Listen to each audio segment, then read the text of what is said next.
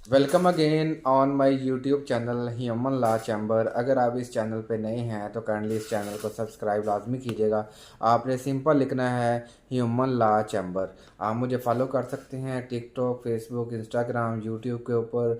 मेरी वीडियोस जो हैं आपके फिंगर टिप्स के ऊपर हैं। आपने सिंपल मेरे चैनल का नाम लिखना है। मुख्तलिफ़ तरह के जॉब्स ऐड जो आते हैं गवर्नमेंट ऑफ पंजाब के अंदर, गवर्नमेंट ऑफ पाकिस्तान के अंदर, जो अनएम्प्लॉयड हैं उनके लिए वीडियोस मैं लेके आता हूँ। वो लोग जो स्टूडेंट्स के बाद या तालीम के बाद जो हैं अपने रोज़गार को हासिल करना चाहते हैं, उनके लिए भी ये वीडियोस हैं। जो लॉ के स्टूडेंट्स हैं उनके लिए भी ये वीडियो हैं, ताकि वो आसानी के साथ किताबों के अंदर जो पढ़ा हुआ है उसको और आसान तरीके से समझ सकें। तो उन अफराद के लिए भी मेरी वीडियो होती है जो बिल्कुल कवानीन से बिल्कुल नावाकिफ़ होते हैं। वो मुख्तलिफ़ तरह की कवानीन की हेल्प आउट कर ले सकते हैं मेरी वीडियोज़ के ज़रिए।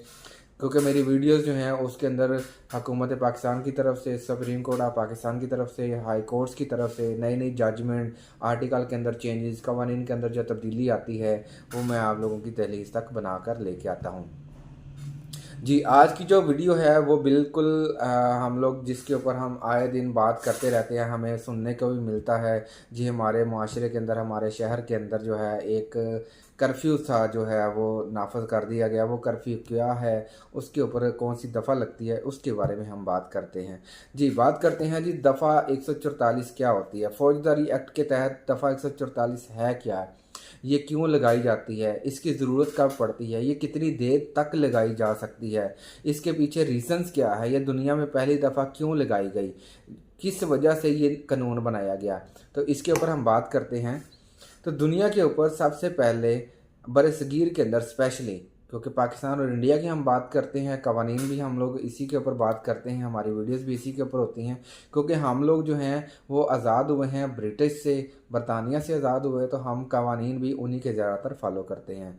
तो जी जनाब, दुनिया में या बरसगीर में पाकिस्तान और इंडिया में, जब पाकिस्तान और इंडिया इकट्ठा था 1947 से पहले, तो इंडिया के अंदर मुसलमान और दूसरे जो हिंदू थे, वो जो कौमें थीं या वो जो अफराद थे, वो चाहते थे कि हमें जो है अंग्रेज़ों से किसी तरीके से आज़ादी हासिल हो।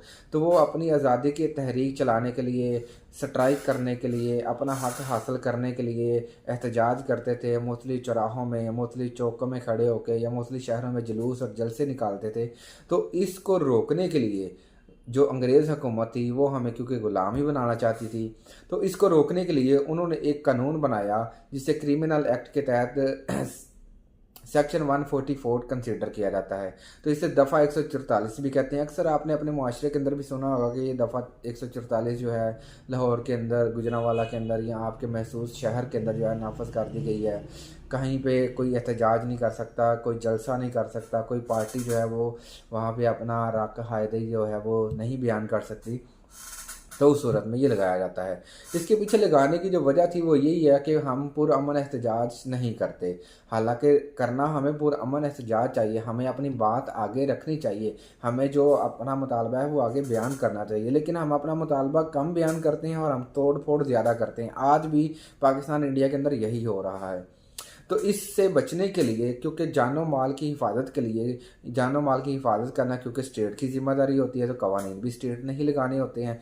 तो लिहाजा हमें 144 का जो नफाज है वो करना पड़ता है। तो इसलिए कहीं पे भी कोई भी एहतजाज हो या होने का ख़तरा हो या होने की इतला मिले, तो मुतलका जो गवर्नमेंट होती है, लोकल गवर्नमेंट जो होती है, डिस्ट्रिक्ट ऑफिसर जो होता है जिसे हम डीसी भी कहते हैं या डिप्टी कमिश्नर भी कहते हैं या डिस्ट्रिक्ट कोऑर्डिनेटर भी कहते हैं, वो इसका नफाज अमल करता है, ताकि उस शहर के जो अफराद हैं उनकी जान माल प्रॉपर्टी को नुकसान ना पहुंच सके।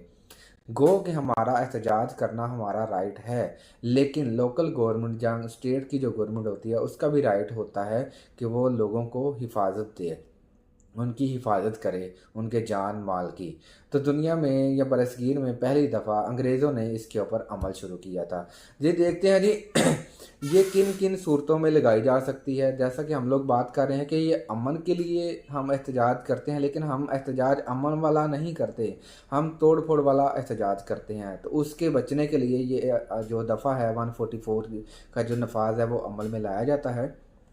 इसके साथ साथ अक्सर हमने देखा है डिफरेंट इवेंट आते हैं, जैसे मुहर्रम आता है, ईद आती है, 14 अगस्त आती है, तो डबल सवारी के ऊपर पाबंदी लगाई जाती है, क्योंकि उस दौरान भी कुछ हालात नाकस होते हैं, तो लोगों की जान माल को ख़तरा होता है, तो इस वजह से वहाँ पर भी इसका नफाज अमल में लाया जाता है। इसी तरह जब कोई किसी शहर में बीमारी आती है, जैसे अभी रिसेंटली 2019-20 में कोरोना आया था पाकिस्तान के अंदर या पूरी दुनिया के अंदर, तो हुकूमत का पहला हक, पहला राइट और पहला अमल यही था कि लोगों की हिफाजत। तो इसलिए उन्होंने तमाम शहर में, तमाम ज़िलों में या तमाम स्टेट के अंदर 144 का नफाज किया, ताकि लोग जो हैं घरों से बाहर ना निकले, इस बीमारी से बच सके। क्योंकि अल्लाह ताला के प्यारे नबी का भी फरमान है कि अगर किसी इलाके में कोई बीमारी आती है तो उस इलाके के लोगों को रोका जाए, वहीं पे वो वहाँ से माइग्रेट ना करें और बाहर के लोग जो हैं वो इस इलाके में ना आए, ताकि वो बीमारी जो है आगे स्प्रेड ना हो, लोगों तक ट्रांसमिट ना हो। तो लिहाजा हमें ये क्यों क्या कहा गया, ये देखिए हमें अपने दीन से भी इल्म मिलता है, दीन के अंदर से भी इसकी जो है इम्प्लीमेंटेशन होती है कि वहाँ पर जो लोग रह रहे हैं उनको वहीं पे रोका जाए किसी भी तरीके से, ताकि वो बीमारी तंदुरुस्त लोगों तक ना फैलाई जा सके। इसी तरह हम लोग इसको देखते हैं कि ये इम्प्लीमेंटेशन लोकल गवर्नमेंट करती है। जैसे अगर लाहौर की बात की जाए तो लाहौर के अंदर कोई जलसा करती है पार्टी, तो वो सबसे पहले अपने डिप्टी कमिश्नर के पास जाएगी, उससे परमिशन लेगी कि हमने जलसा करना है, हमें सिक्योरिटी प्रोवाइड की जाए, हम पूरा अमन एहतजाज करेंगे, अपने राइट्स के लिए करेंगे, कोई किसी को नुकसान नहीं होगा, कोई जहाँ पे एहतजाज करना है उस लैंड के ऊपर भी नुकसान नहीं होगा और लोगों को भी कोई नुकसान नहीं होगा। तो डीसी जो होता है वो इसकी इजाज़त देने का मजाज होता है, वो नहीं भी दे सकता और दे भी सकता है। इसी तरह हम देखते हैं अब कि ये कितनी देर तक नाफिजुल अमल रह सकता है। कहते हैं जी 2 दिन का, 3 दिन का, हफ्ते का जो है ये नफाज होता है, ये कम से कम है। ये डिपेंड करता है कि वो जो अमल होने वाला है जिससे नुकसान हो सकता है वो कितनी देर का हो सकता है। तो मैक्सिमम जो है कानून के मुताबिक ये 2 मंथ तक इम्प्लीमेंटेशन रह सकती है इसकी दफ़ा 144 की किसी भी इलाके में।